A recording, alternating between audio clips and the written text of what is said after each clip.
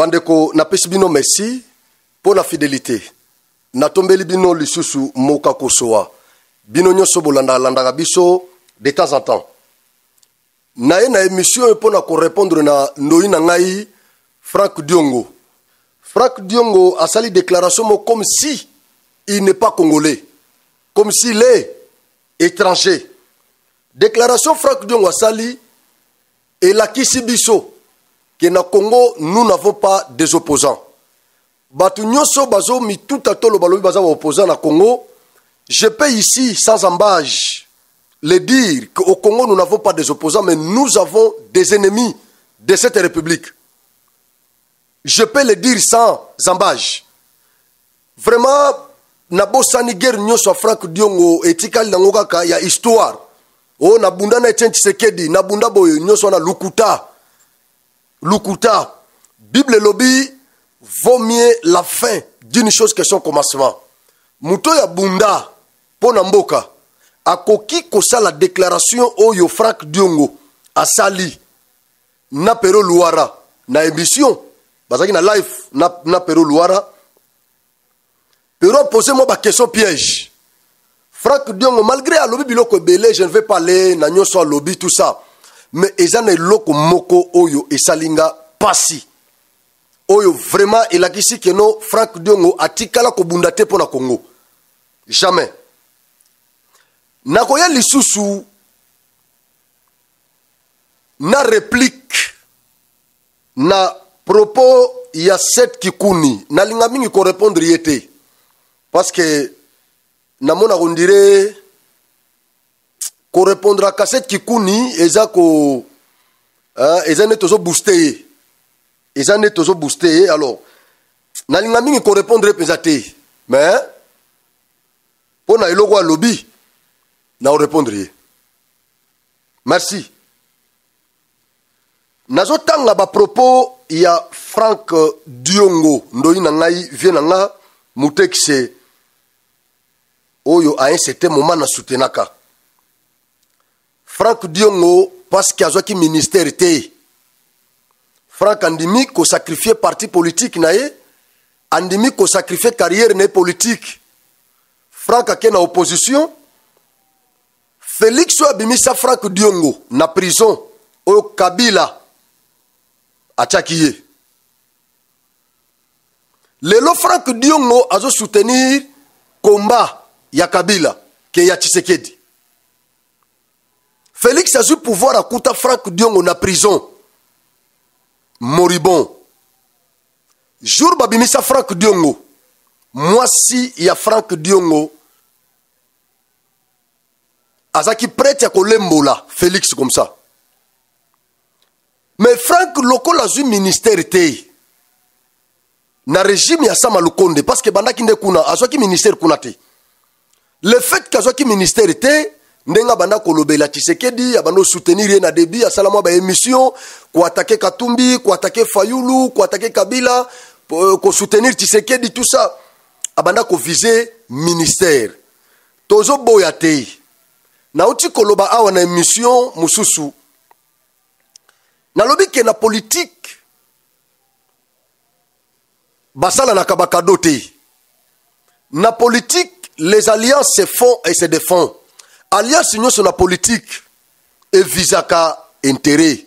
Parti nyonso na kati alliance politique e visaka intérêt. Ezana parti mon côté ego ke na alliance na parti mususu sans e viser intérêt ezalaka te. Mais chaque chose a son temps. Franck Diongo andima ko soutenir Tshisekedi. Oui. Est-ce que Tshisekedi est obligé ya kopesa sa Franck Diongo ministère na gouvernement ya Sama Lukonde? Parce que bactère politique basa belé, bato ba soutenir ki Tshisekedi. Basa ke belé. Mais le fait est que Franck Diongo azwa ki ministère te. Vient na ngai ndoi na ngai mutekse afashaki malamoko akomi opposant abandiko ko attaquer Tshisekedi. Opposition ya Franck Diongo to yebi biso nyoso ndenge e bandaki. Eza opposition idéologie te. Eza opposition ya ba intérêt. Qu'est-ce que Franck Diongo a dit sur le plateau de Pero Luara? Si le Rwanda peut soutenir les Congolais pour chasser Félix Tshisekedi, je soutiendrai. Mais c'est le Rwanda qui est derrière. Nanga est soutenu par le M23. M23, c'est un mouvement rwandais. Ndeko moko lobaki nanga na émission moko lobi non ndeko Franck. Bozo lobela pe Kagame trop, bo lobela pe Rwanda trop. Mais écoutez, sikoyo, qu'est-ce que vous voulez? Bolingi sikoyo tokanga minoko. Totika bandeko na biso na est bakufa. C'est ce que vous voulez. Na moment oyo kende na Ukraine. Moment oyo Ukraine na Russie bazana ba hostilité. Mais na média russe bazolo belande bitumba wana. Na média ukrainien bazolo bela bitumba wana. Comment yoko koyebisa biso ke noto tika kolobela Kagame tout ça? Nanga est soutenu par le M23. Le M23 est constitué de supplétifs de l'armée rwandaise. C'est connu de tous. Franck Diongo dit que si le Rwanda peut soutenir les Congolais pour chasser Félix Tshisekedi, je soutiendrai. Félix Tshisekedi a vendu les minerais du Kivu d'une valeur de 40 milliards de dollars pour seulement 1,9 milliard. Il a tout empoché seul. Donc, ce gars, il y a qui n'a Franck Diongo. Alinga akende na opposition te. Soki aliaki na Franck Diongo, alinga ki na opposition te. Et ça, c'est du mensonge. Vous voyez Félix Tshisekedi. Oyo a révisé qui contrat na biso na ba chinois au Kabila tikela ki biso. Félix Tshisekedi oyo a révisé mo ba contrat ebele minier au Kabila tikela ki biso. A révisé yango na intérêt ya république. Vous voyez ce Tshisekedi là ko brade ba minéré na biso, koteka ba minéré na biso oyo eza na valeur. Il y a 40 milliards de dollars à solder yango à tekango na 1,9 milliard. Tshisekedi. Ata toza bazoba, ata kutu boyini Tshisekedi. Il y a des choses, obi ata ndenge toza na famille. Tozana ezana bande ko mususu pe ya soki balobi ki asali kambotel. Otalo lobi te, oye muto salite.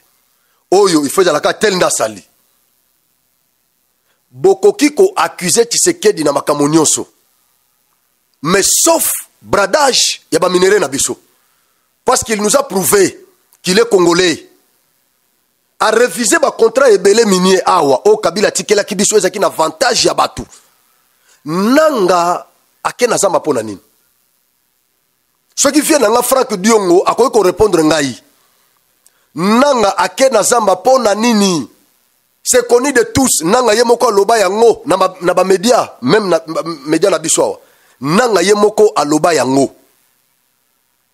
Nanga za frustré na régime ya Tshisekedi. Pas parce que Tshisekedi a tongi mboka te. Pas parce que Tshisekedi a pesi biso emploité. Pas parce que Tshisekedi a pimeli biso courant na mai. Non. Nanga za frustré parce que babotola ke carré minier na ye. C'est connu de tous.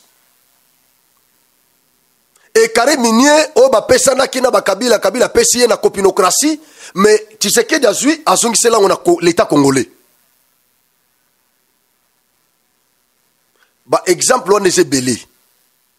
Vieux Diongo soki a okose la Tshisekedi likambo ya boye ata mwana muke akondima yango jamais. Jamais. Le loyo ba milliard nyonso zo ke na ba construction banzela réhabilitation banzela ba route nationale. Mais ba mbongo wana ba entreprise chinoise wana bana kolia yango. Basalaki basala signer contrat na gouvernement congolais. Mais avantage à l'État et bano kende parti na ba chinois parti na ba poche ya ba autorité na biso. Tshisekedi prend le pouvoir. Gilles Lingete a continué na dossier. IGF a fouillé, va comprendre que non, l'État congolais a bénéficié na contrat Oyo. Sinon congolais. Parti mouné nezo ke na Chine. Miette zo ke na ba poche ya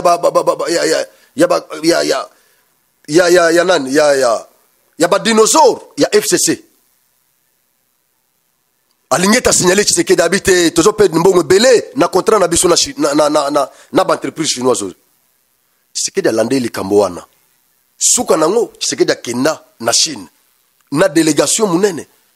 Na retour na ye, lelo yo État congolais est bénéficié plus de 6 milliards de dollars. Auto banda ko perdre. Kena lo laba. Okuta ba contrat minier et belé, ba entreprise et belé za kuna fictive. Et zongi nanzela, bazongi sango nanzela. Na Nord Kivu, Sud Kivu, na parlons même pas. Mwanga shushu yeyo aza wapi? Est-ce que boyo kaka ke bakanga mwanga shushu na période ya Kabila? Mais mwanga shushu bakanga na période ya Tshisekedi. Société minière ne de Bisunzu eza wapi? Tshisekedi azongi si ba entreprise belé. Azongi na ba entreprise belé na ba contrat et belé oyo l'État congolais signaki na ba entreprise belé. Tshisekedi azongi seli biso ba intérêt na biso oyo banoke na ba poche ya ba individu ezongi na caisse à l'État. Détournement, oui, ezali. Wana tozo déplorer yango, tozo décrier yango chaque jour. Détournement isa. Mais tant on vient dans la Franck Diongo azoloba que Tshisekedi aza prêt ya ko soutenir Kagame, soki a ko soutenir ba Congolais pour ba benga na Tshisekedi na pouvoir. Diongo azolinga kozongi sabiso na 1997.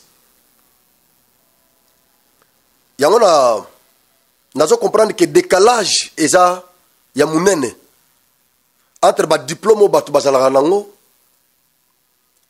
na pratique. Décalage ezali. Ve Franck Diongo tango lobaka a osa les missions sur le plan politique, constitutionnel et tout ça, administratif. Mais vous sentez que ce vieux-là quand même maîtrise la politique de notre pays. Il a quelques notions de base. Mais tango Franck azo bosana lelo, ba conséquence o tozanango lelo. Mais eza po na turpitude na biso. Kagame na Museveni balingi ko benga na Mobutu na pouvoir. Pona nini? Parce que basenga ki Mobutu alongola ba utu o bazaki na Kivu. Mobutu bana boya. Pona intérêt na bango balingo benga na Mobutu na pouvoir, baluki musée ba congolais. Bache bango likolo mouvement wana. Ba benga na Mobutu. Mobutu akei, oui, Mobutu akei. Moussa zu pouvoir. Souka nango lelo bana musée bazaba orphelinté. Bana musée lelo bazana nini? Baboma musée logo ambinzo Moussa Kofi. Bazoli biso mampu ya Che Guevara. Bateli biso na pouvoir. Marionnette na bango ba manipulate pendant 18 ans. Un ouïste.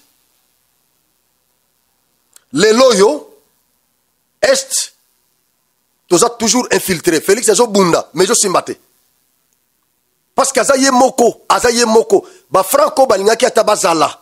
Mais loko la zoki ministère te ake na opposition, ake na sima Kagame. Azaye moko te. Et loko Franck a lobby. Et loko oyo Franck Diongo a lobby.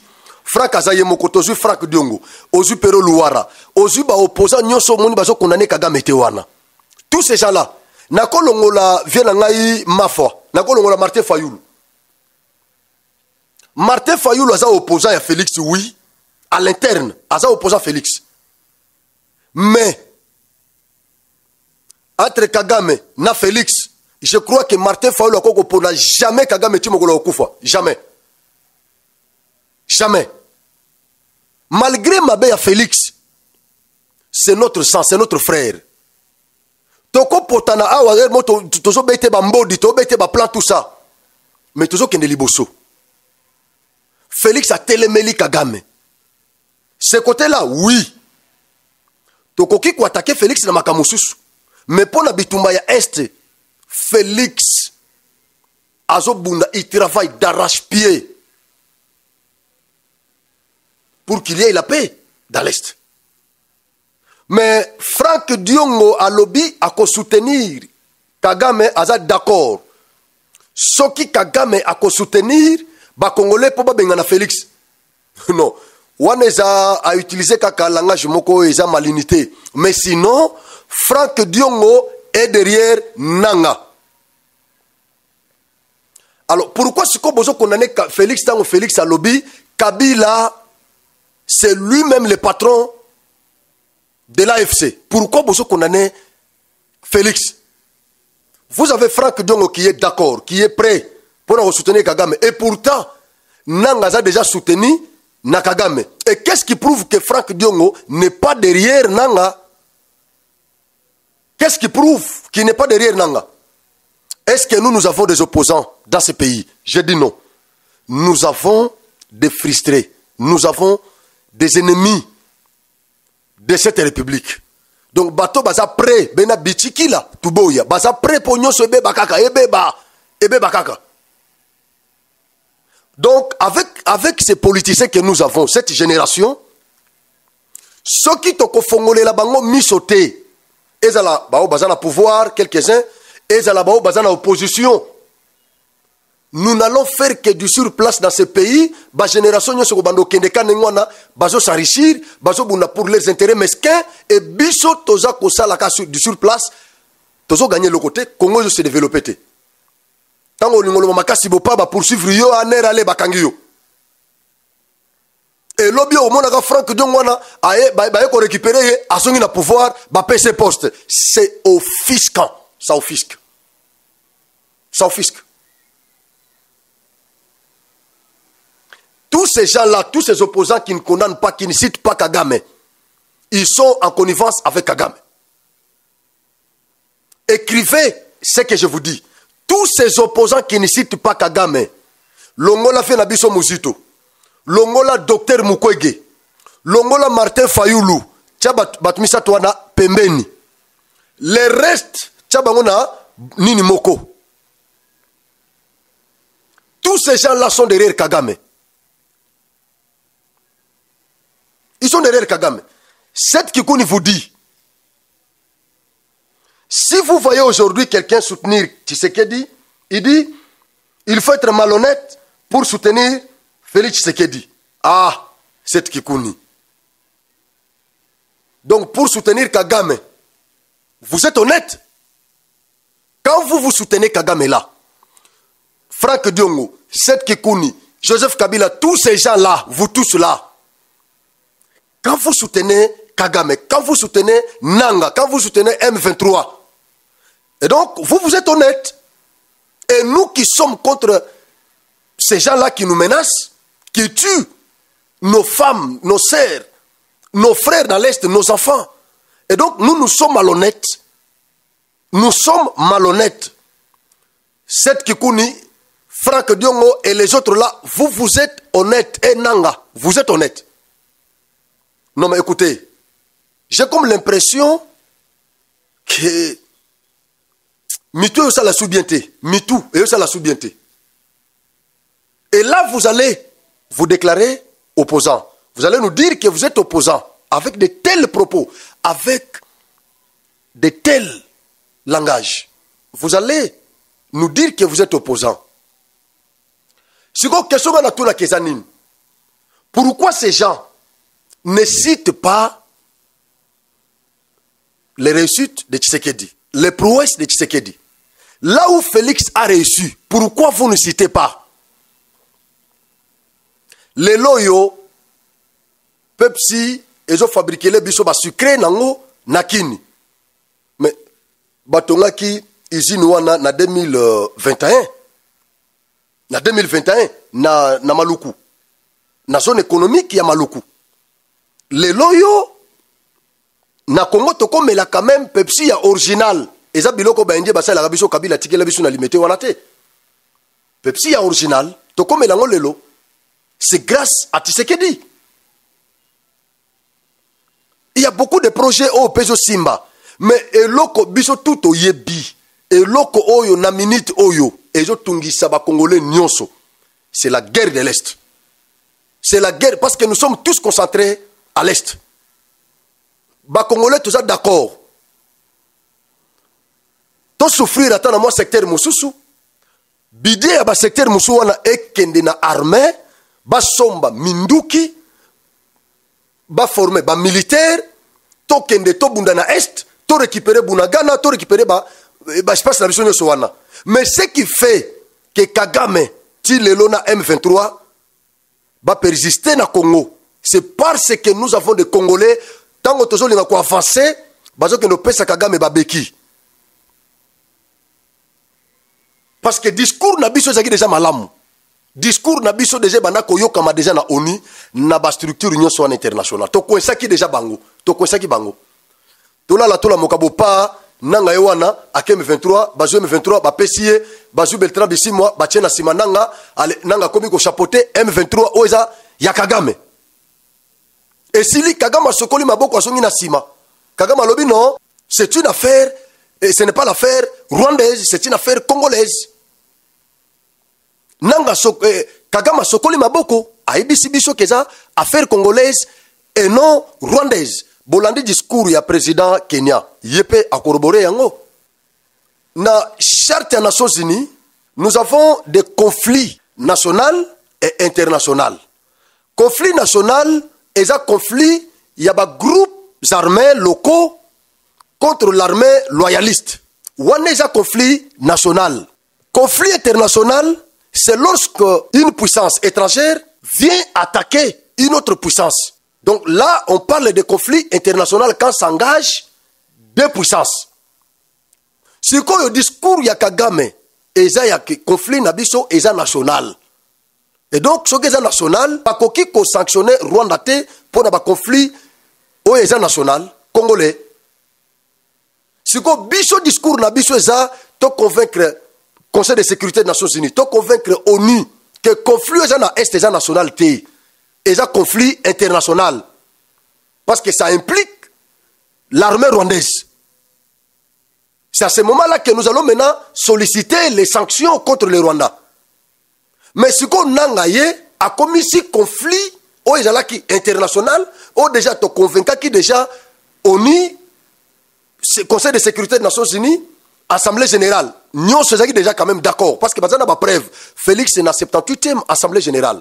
Atangela bango abiso bango abi bozana ba preuve wana bo distribuer yango rapport wana ba expert na bino ba uti na est comme ça bo distribuer na ba membre nyoso ba zwango totanga ngo donc to kwesa ki déjà Kagame to bunda ki trop pona ko lakisa que conflit eza na est eza national té eza conflit international comme ça ba sanctionner Rwanda parce que c'est ce que la charte prévoit.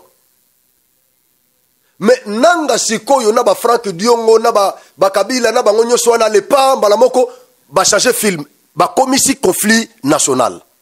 Allez, Kagame bimi. Siko to komi ko bundande. Pona ko expliquer l'isusu que non, bato yo nde baza ba traître. C'est ça la guerre que nous avons chaque jour ici. Il faut te convaincre siko ba décider tout la sabango que non, nanga et les autres là sont des traîtres mais sinon conflit ezala ki ebandaki international. Mais baya ko recruter nde bango pour ba komisa conflit oyo national mais bato baza na tirer des ficelles baza na Rwanda.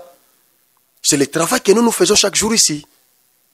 Mais vous avez Frank Diongo qui de père et de mère mais qui soutient ce que Kagame fait dans l'est pour chasser Félix parce qu'il veut à tout prix avoir le ministère et Nanga veut avoir son carré minier. Et l'autre là, commerçant, a mis retrouvé la politique. Lui nous dit que Moutounio soit soutenir Félix était malhonnête. Maintenant, vous qui soutenez Kagame, Boza Banane, question mark. Merci. Tokuta na numéro Mosusu. Biso Zali. Bagoya, Toye. Bache, Toche. Tozali. Merci beaucoup.